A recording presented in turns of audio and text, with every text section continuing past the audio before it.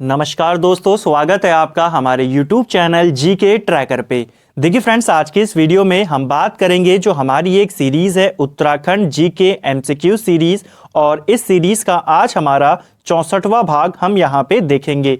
आज के इस वीडियो में भी हम उत्तराखंड के 20 इंपॉर्टेंट एमसीक्यूज़ को कवर करेंगे और उनसे जुड़े हुए जितने भी आपके एक्स्ट्रा फैक्ट हैं, एक्स्ट्रा जो क्वेश्चन उनसे जुड़े हुए हैं, वो सभी हम यहीं पे डिस्कस करेंगे, जिससे आपका अच्छे से प्रैक्टिस भी हो जाए और आपका पूरा रिवीजन भी अच्छे से हो जाएगा। तो चलिए फ्रेंड्स, आज की इस वीडियो को शुरू करते हैं और वीडियो के एंड पे अपना स्कोर कमेंट करके ज़रूर बताएं कि कितना आपका यहाँ पे स्कोर रहा। और अगर आपने अभी तक इस सीरीज़ के प्रीवियस पार्ट्स को नहीं देखा तो आप उन्हें प्लेलिस्ट में जाके देख सकते हैं। चलिए फ्रेंड्स, वीडियो शुरू करते हैं। पहला प्रश्न है हमारा, फ्रैंक स्माइथ ने किस वर्ष कामेट पर्वत का आरोहण किया था? देखिए, यह इंपॉर्टेंट क्वेश्चन है। अभी हम इससे जुड़े हुए अतिरिक्त तथ्यों को भी देखेंगे। फ्रैंक स्माइथ ने कामेट पर्वत का आरोहण 1931 में किया था। ऑप्शन बी हमारा सही आंसर होगा। अब ये इंपॉर्टेंट क्वेश्चन क्यों है, तो देखिए हुआ क्या, 1931 में फ्रैंक स्माइथ ने कामेट पर्वत का आरोहण किया और जब ये वापस लौट रहा था कामेट पर्वत का आरोहण करने के बाद, तो रास्ते में ये फूलों की घाटी जा पहुंचा। तो प्रश्न बनता है, फूलों की घाटी की खोज किसने करी? फ्रैंक स्माइथ ने करी थी। कब करी? इसी वर्ष करी थी, 1931 में। ठीक है, तो ये आपको ध्यान रखना है, इसीलिए ये इंपॉर्टेंट क्वेश्चन है। एक और चीज आपको पूछी जाती है, जब फ्रैंक स्माइथ ने फूलों की घाटी की खोज कर दी 1931 में, फिर इसने एक किताब लिखी वैली ऑफ फ्लावर्स। ये कब लिखी? तो फ्रैंक स्माइथ की यह किताब 1937 में आई थी। ठीक है, किताब कब लिखी उसने? यह लिखी 1937 में, जिस किताब को पढ़कर उससे प्रभावित होकर मार्गरेट लेग ये भारत आई, फूलों की घाटी में आई, और 1939 में यहाँ फूलों की घाटी में फूल चुनते हुए पैर फिसल कर इनकी मृत्यु वहां पे हो जाती है। किसकी? मार्गरेट लेग की। तो ये पूरे इंपॉर्टेंट है, तीनों वर्ष आपके लिए यहां से प्रश्न पेपर में बनते हैं। चलिए, नेक्स्ट क्वेश्चन है हमारा, शीतकाल में तुंगनाथ की पूजा कहां होती है? देखिए, उत्तराखंड में पंच केदार हैं और पंच केदार में तृतीय केदार माना जाता है तुंगनाथ को। तुंगनाथ में शिवजी के भुजाओं की पूजा की जाती है और यह जो है ये रुद्रप्रयाग में स्थित हैं। ठीक है, तुंगनाथ। इनकी शीतकालीन पूजा की अगर हम बात करें तो इनकी शीतकालीन पूजा मक्खू मठ में होती है। ऑप्शन सी हमारा सही आंसर होगा। अगर हम बात करें गोपेश्वर की, तो यहां पर जो चतुर्थ केदार है रुद्रनाथ, इनकी शीतकालीन पूजा होती है। ठीक है, कहां पे? गोपेश्वर में।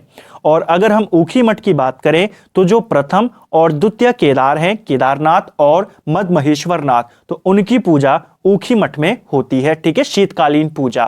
तो ये आपको ध्यान रखना है। अब वापस आते हैं तुंगनाथ पे।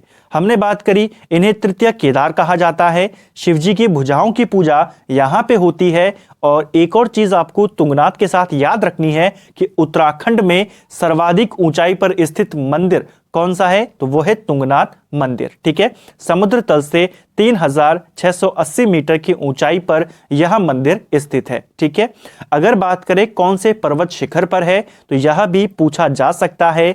चंद्रशिला पर्वत पर स्थित है आपका तुंगनाथ मंदिर। तो ये काफी सारे इंपॉर्टेंट फैक्ट हैं जो आपको इसके साथ याद रखने हैं। ठीक है, चलिए, नेक्स्ट क्वेश्चन है हमारा, प्रसिद्ध नौढुंगिया भवन कहां स्थित है? देखिए, जो नौढुंगिया भवन है ये आपका कौन से जनपद में है आपने बताना है। सही आंसर है ऑप्शन सी, चंपावत जिले में स्थित है। ठीक है, ये आपका नौढुंगिया भवन चंपावत के मांदली गांव में स्थित है। तो आपको गांव का नाम भी पूछा जा सकता है, आपको ये भी याद रखना है। ठीक है, चलिए, नेक्स्ट है हमारा, देश का पहला काई शोध एवं संरक्षण केंद्र किस जनपद में खोला गया है?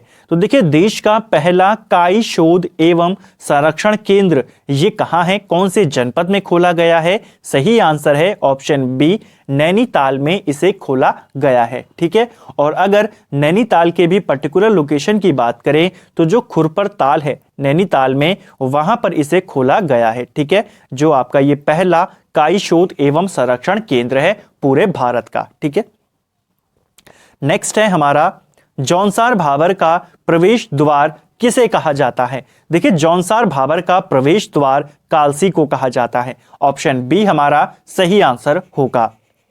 नेक्स्ट है, राज्य का प्रथम जैविक जिला कौन सा है?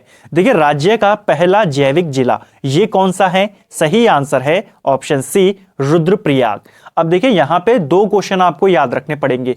पहला, अगर पूछेगा उत्तराखंड का पहला जैविक जिला तो वो है रुद्रप्रयाग, और अगर पूछेगा भारत का पहला जैविक राज्य तो वो हो जाएगा आपका सिक्किम। ठीक है, तो ये दोनों आपको याद रखने हैं। पहला जैविक राज्य पूछेगा अगर पूरे भारत का तो वो सिक्किम होगा, और अगर केवल उत्तराखंड का पहला जिला पूछेगा तो वो रुद्रप्रयाग होगा। ठीक है, नेक्स्ट है, भूमि का सही क्षेत्रफल निकालने के लिए डोरी पैमाइश का तरीका किसने निकाला था?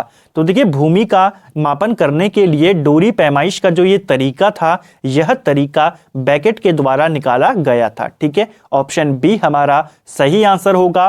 और जिस डोरी के माध्यम से भूमि की पैमाइश की जाती थी उस डोरी को जरीब कहते थे, ये भी पूछा जा सकता है। ठीक है, नेक्स्ट है हमारा descriptive list of martial caste of Almora पुस्तिका के लेखक कौन है? देखिए, यह प्रश्न पेपर में पूछा जा चुका है, ये आपका प्रीवियस ईयर क्वेश्चन है। ठीक है, तो यह जो किताब है descriptive list of martial caste of Almora, यह किताब ऑप्शन डी हमारा सही आंसर होगा। गंगादत्त उप्रेती की यह किताब है। ठीक है, तो ये आपको ध्यान रखना है, पेपर में पूछा जा सकता है। नेक्स्ट है हमारा नागदेव ताल कहां स्थित है? देखिए, नागदेव ताल ये भी पेपर में पूछा जा चुका है, ये भी एक प्रीवियस ईयर क्वेश्चन है। नागदेव ताल आपके रानीखेत अल्मोड़ा जनपद में स्थित है। ठीक है, तो ये आपको ध्यान रखना है, नागदेव ताल कहां है? रानीखेत अल्मोड़ा जनपद में है। ठीक है, नेक्स्ट क्वेश्चन है, मेरी यादों का पहाड़ किसकी आत्मकथा है? देखिए, ये इंपॉर्टेंट क्वेश्चन है, करंट अफेयर का क्वेश्चन पेपर में बन सकता है क्योंकि ये अभी हाल ही में चर्चा में है। देखिए, मेरी यादों का पहाड़ ये आत्मकथा है देवेंद्र मेवाड़ी जी की। ऑप्शन सी हमारा सही आंसर होगा। देवेंद्र मेवाड़ी जी का संबंध किस जनपद से है? तो इनका संबंध नैनीताल से है। ठीक है, और हाल ही में इन्हें 2021 के लिए जो बाल साहित्य अकादमी पुरस्कार है वो इनको सम्मानित किया गया है। ठीक है, उस पुरस्कार से इन्हें सम्मानित किया गया है। तो आपको प्रश्न बन सकता है 2021 का बाल साहित्य अकादमी पुरस्कार किसे दिया गया है? देवेंद्र मेवाड़ी। इनकी किस रचना के लिए इनको दिया गया? तो इनकी एक कृति है, इनका एक रचना है जिसका नाम है नाटक में विज्ञान। ठीक है, तो नाटक में विज्ञान ये किसकी रचना है? देवेंद्र मेवाड़ी की, और इसी के लिए इनको 2021 का बाल साहित्य अकादमी पुरस्कार दिया गया। ठीक है, और इनकी आत्मकथा पूछी जा सकती है, मेरी यादों का पहाड़। नेक्स्ट है हमारा उजेली घाटी किस जनपद में स्थित है? देखिए, उजेली घाटी, जिस घाटी को हम संतों की घाटी भी कहते हैं। ठीक है, अगर आपको पूछा जाए संतों की घाटी किसे कहते हैं? उजेली घाटी। और ये कौन से जनपद में है? तो ये आपके उत्तरकाशी जनपद में स्थित है। तो आपको ध्यान रखना है, इंपॉर्टेंट है, पेपर में पूछा जा सकता है। नेक्स्ट है हमारा, कौन सी जनजाति दीपावली को एक माह के बाद मनाती है? यानी कि जब पूरे देश में दीपावली मनाई जाती है तो उसके एक महीने के बाद, राष्ट्रीय दीपावली के एक महीने के बाद दीपावली मनाती है आपकी जौनसारी जनजाति। ऑप्शन बी हमारा सही आंसर होगा। तो दीपावली को एक महीने के बाद जौनसारी मनाते हैं। दीपावली को शोक पर्व के रूप में कौन मनाते हैं?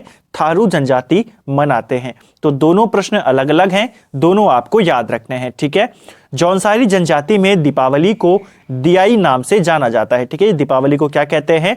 दियाई कहते हैं, ये भी पूछा जा सकता है। ठीक है, नेक्स्ट है हमारा, नागिनी देवी मंदिर कहां स्थित है? देखिए, नागिनी देवी मंदिर ये आपके उत्तरकाशी जनपद में स्थित है। ऐसे मंदिर पूछ लिए जाते हैं तो आपको ध्यान रखना है। ठीक है, उत्तरकाशी जनपद में है नागिनी देवी मंदिर। नेक्स्ट है, मणिकर्णिका कुंड कहां स्थित है? देखिए, मणिकर्णिका कुंड और एक है आपका मणिकर्णिका घाट, दोनों अलग अलग हैं। यहां पे बात हो रही है मणिकर्णिका कुंड की। ऐसा कुंड जिसके बारे में ऐसी मान्यता है कि इसके अंदर गंगा और यमुना दोनों की धाराएं यहां पर मिलती हैं, ठीक है, ऐसा माना जाता है। तो ऐसा वाला मणिकर्णिका कुंड आपके कौन से जनपद में है? सही आंसर है रुद्रप्रयाग में स्थित है, ठीक है। तो मणिकर्णिका कुंड आपके रुद्रप्रयाग में है और मणिकर्णिका घाट आपके उत्तरकाशी जनपद में स्थित है। तो आपको दोनों याद रखने हैं, दोनों अलग अलग प्रश्न हैं। मणिकर्णिका कुंड पूछेगा तो रुद्रप्रयाग, मणिकर्णिका घाट पूछेगा तो आपका उत्तरकाशी आंसर होगा। नेक्स्ट क्वेश्चन है हमारा, किस जनजाति में जादू टोने का अत्यधिक प्रचलन है? तो देखिए ये क्वेश्चन हम पहले भी कई बार कर चुके हैं। जादू टोने का अत्यधिक प्रचलन कौन सी जनजाति में है? सही आंसर है बोक्सा जनजाति में। ऑप्शन सी हमारा सही आंसर होगा, ठीक है। और बोक्सा जनजाति में जो तंत्र मंत्र के ज्ञाता होते हैं उनके लिए किस शब्द का इस्तेमाल किया जाता है? तो उनके लिए भरारे शब्द का इस्तेमाल किया जाता है। तो ये भी पूछा जा सकता है कि बोक्सा जनजाति में भरारे किसे कहते हैं? तो ये कहा जाता है जो तंत्र मंत्र के ज्ञाता होते हैं, ठीक है। चलिए नेक्स्ट है, कालसी अभिलेख की खोज किसने करी थी? देखिए कालसी अभिलेख जो कि अशोक का अभिलेख है, 257 ईसा पूर्व का अभिलेख है, इसकी खोज किसके द्वारा की गई? सही आंसर होगा ऑप्शन बी जॉन फॉरेस्ट के द्वारा, ठीक है। जो कालसी अभिलेख है इसकी खोज जॉन फॉरेस्ट ने 1860 में करी थी। तो किसने करी, कब करी, किसका अभिलेख है? अशोक का अभिलेख है और कब का है? 257 बीसी का। तो ये सारी बातें आपको इससे जुड़ी हुई याद होनी चाहिए।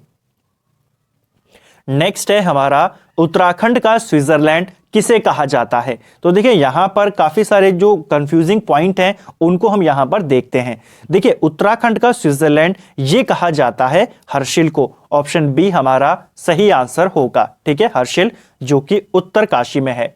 अगर बात की जाए जो आपका अगर पूछा जाता है कि गांधी जी ने भारत का स्विट्जरलैंड किसे कहा था? तो महात्मा गांधी ने भारत का स्विट्जरलैंड कौसानी को कहा था। अगर सिर्फ पूछे गढ़वाल का स्विट्जरलैंड किसे कहते हैं, सिर्फ गढ़वाल का पूछे तो गढ़वाल का स्विट्जरलैंड चौपता को कहा जाता है, ठीक है। और उत्तराखंड का स्विट्जरलैंड हर्षिल को कहा जाता है। गांधी ने भारत का स्विट्जरलैंड किसे कहा? तो वो कौसानी को कहा जाता है।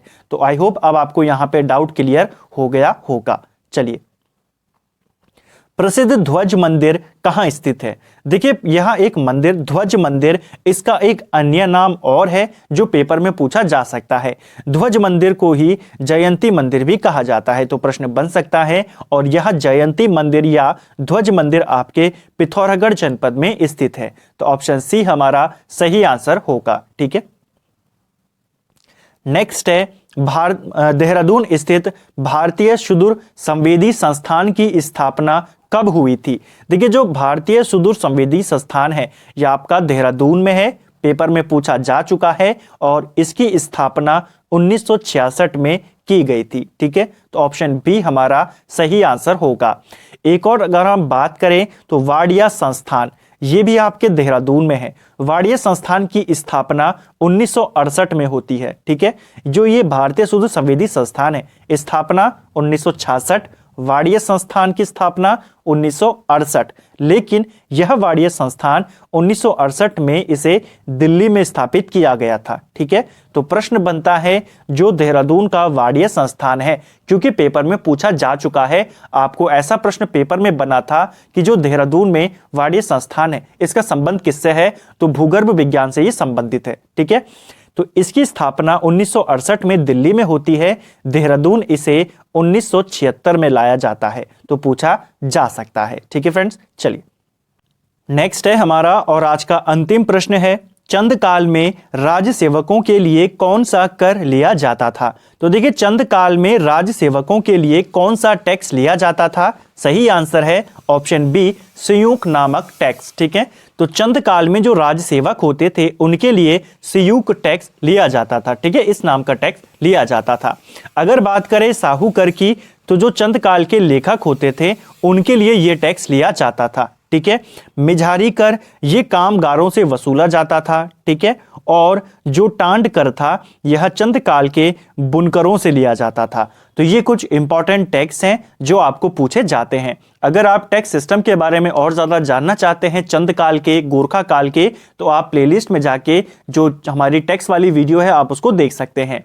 तो फ्रेंड्स, ये था हमारा उत्तराखंड जीके एमसीक्यू सीरीज का 64वां भाग, जिसमें हमने 20 एमसीक्यूज को यहाँ पे कवर किया और एक्स्ट्रा फैक्ट के साथ देखा। अगर आप एक्स्ट्रा फैक्ट को भी यहाँ पर ऐड करते हैं तो आप पाएंगे आपके 40+ क्वेश्चन यहाँ पे कवर हुए हैं। उम्मीद करता हूँ आपको वीडियो पसंद आया होगा, क्वेश्चन आपको अच्छे लगे होंगे और जो हमने अतिरिक्त तथ्यों की यहाँ पे बात करी उनको आपने नोट जरूर किया होगा। तो अगर आपको ये वीडियो अच्छी लगी है तो वीडियो को लाइक करें, चैनल पे अगर आप नए हैं तो चैनल को सब्सक्राइब करें, अपने दोस्तों के साथ शेयर करें और कमेंट बॉक्स में जरूर बताएं कि आपका कितना स्कोर यहाँ पे रहा और वीडियो आपको कैसा लगा, कमेंट करके आप बता सकते हैं। Thank you friends.